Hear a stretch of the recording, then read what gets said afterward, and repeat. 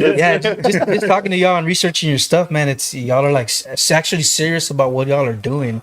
We try to be, yeah. It's I don't think people understand that, and that's why we take what's going on downtown so serious. Because, like I was telling you earlier, this is yeah, people like their cars as a hobby, and like you said, is it a hobby? And I really can't say it's a hobby. It's like a lifestyle, man. Yeah, because that's a good way to put it. It's always, I'm always trying to do something drifting, trying to, do this, look at the next car part, look at this, look at events, trying to better my driving, trying to do this, trying to help the guys out, trying to go from one car to another car, trying to build everything else and try to put stuff out there. And like I was telling you, social media is a job now, man. Like, and you know that, doing what you got to do with the merch and everything else. And it's a lifestyle completely. And I don't like considering Drift Corpus as a job, because I love doing it. Like, I love hosting events. I love getting the crowd together. I love getting people together. Like, I love showboating and showing what these drivers are doing, because at the end of the day, like, you're out there ripping, and the best feeling in the world is people cheering you on, and they don't even know you. Like,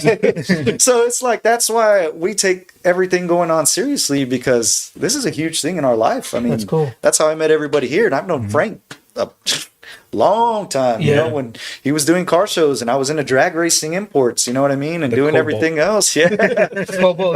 Domestic info, but and doing everything else like that, just it consumes so much of you. I don't want to keep doing it. Yeah, basically. exactly. Yeah, that's awesome. What up, fam? Says Hector Delgado. Hey, it's Hector. Yeah, you guys got a huge crowd, man. Just putting a post on Instagram of y'all that y'all are gonna be on here. Like, I got like so many, like 10 followers or something. It's not much, but like, awesome. Dude, that's a lot to us. Yeah, exactly, bro. I see my followers on the Drift Corpus, and I'm like, damn, Nice. My follower count's like going down. Nice, man. Yeah, it's trying to put Corpus on the map, man. Slowly but surely, just trying to branch out. So how did you come to get it the old racetrack, Greyhound racetrack?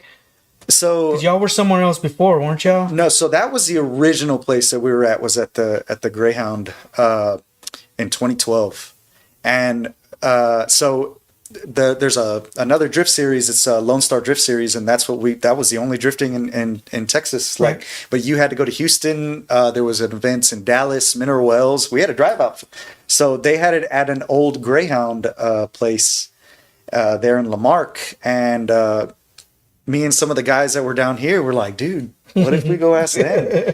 And man, here we go. We got dressed up all spiffy. We made a slideshow presentation of what we're gonna do.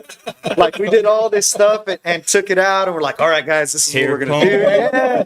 And, dude, I was however old I was, I wasn't ready, mentally prepared for that. And dude, it's just, we're taking it one by one, doing what we got to do. And we're like, okay, guys, we got all this. And we go up and, hey, man, so we got a hold of him and we walk up. Hey, sir, yeah, so this is what we want to do. Oh, y'all got this? Yeah, well, we made you a presentation. Y'all are good. Go for it. It's like, can we finish the presentation first?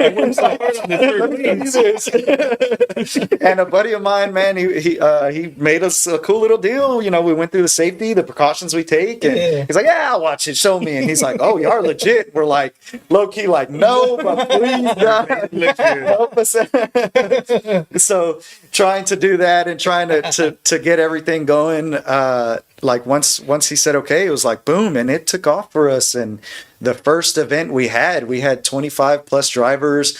We got Hooters to sponsor us, some of the local shops to sponsor us. Like, we had an after party somewhere. Yeah, so it was like a big thing that everybody came to. And like, we had I don't know if you know what a dyno is, but a dyno measures a car's horsepower. So we had some local dudes that were trying to get some stuff together, and we said, hey, set up your dyno in the parking lot and come out and like dyno some cars. So man, and we had a car show at Frank and them helped with the car show, and like everybody helped out, and it was like, man, so it was huge.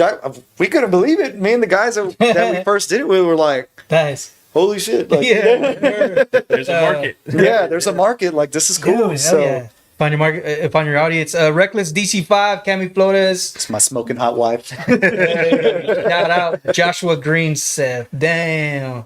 Justin Flores looking all sexy. Shout out to the official Pappy. Got me a haircut. Thank you, sir. Nice. So what do you think? How do you think the car culture in Corpus has changed over the years? And where do you see it heading? So Man, it's I'd say there's a separation, kind of, but not really, because there's the hot rod crowd, and they have a hot rod deal in Portland. They have one in Corpus, and they have their own thing. Like, they do their own thing, and they have a Snapkiss deal here, and that's every last Friday of the month, and they are religious about that stuff, and that's all the hot rod guys and everything. And the import scene, it's slowly growing. We used to have Wayne out here host some car shows and get some stuff going, and it's kind of hard for us because it's like I told you, drifting's the skateboarding, and imports. You try to present something like that, people are like, you know what I mean? Wow. They give that thing. Like the oddball cousin. But now slowly, now it's like growing and growing. And like you said, with All Team Bash, they've been hosting at Whataburger Field. So they had been hosting at Whataburger Field, and that was always a good turnout. And now that we've been 2 years back here, I've talked with Chemo, and I said, hey, dude, let's team up. And he's like, really? And I was like, yeah, because I know he pays a pretty penny out there, and I'm like, bro, let me hook you up, let me save you the cost, let me do something for the guys, and let me help you out, grow your stuff out. So, and it was a good turnout, and it was a huge turnout. So for that turnout, we got to do a demo where we actually got to do ride-alongs. Nice. A handful of the drivers, I picked them out, and I said, hey, look, y'all guys have been kicking butt this year. Y'all have been doing it. Y'all have been consistent. Y'all have been doing what you got to do. Sorry, Tony, I didn't pick you. I know you didn't tell me. But yeah, he got benched. I'm sorry, Tony. He's in the G League. But we picked some guys that we knew can link the track and can keep a good consistency, and that can put on a show for us, and that have been supporting us, because you have your drivers that come out and do what they got to do. But these dudes are hardcore. They're the first ones to sign up. Wow. They're always the first ones at driver meeting. They're always making sure themselves plus everybody else is ready for that stuff. So I said, hey guys, let me help you out, and let's put on a show for the crowd and make some money. So they were there charging $20-$30 a ride along, and dude, people were making $500-$600. Like, people were banking. They had people lined up at their cars, like waiting. Yeah, I had both cars out, so I made a deal with my street car and I made a deal with my race car. So my race car, I had it turned down a little bit to 600 horsepower for the day, saved me some tires, and then the street car is one set of tires. So I was going back and forth from car to car, and I made it like a little bit more affordable in the street car, and then a little bit more expensive on the race car. Cool. But man, I was back and forth, and I haven't driven that long in a long time. Word, man. I'm surprised my car took it. Right on. What's going on, everybody? Tony Lamb in the chat. Tony, sorry, Tony. John Valderas, OMT Drift. What's going on? Hey, you passed my bed. Thank you, OMT. Thank you. Right on.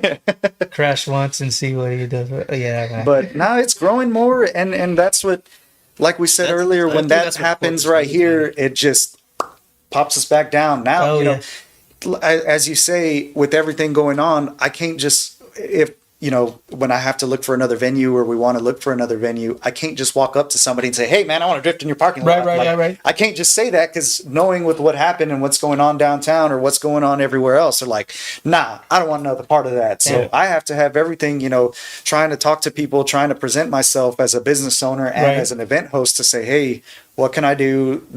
How can we work on something? I've gotten the phone hung up on me. I've gotten a direct no. I've gotten hell no's. I've gotten a lot of turndowns, and people don't see that. And I'm like, man, dude, like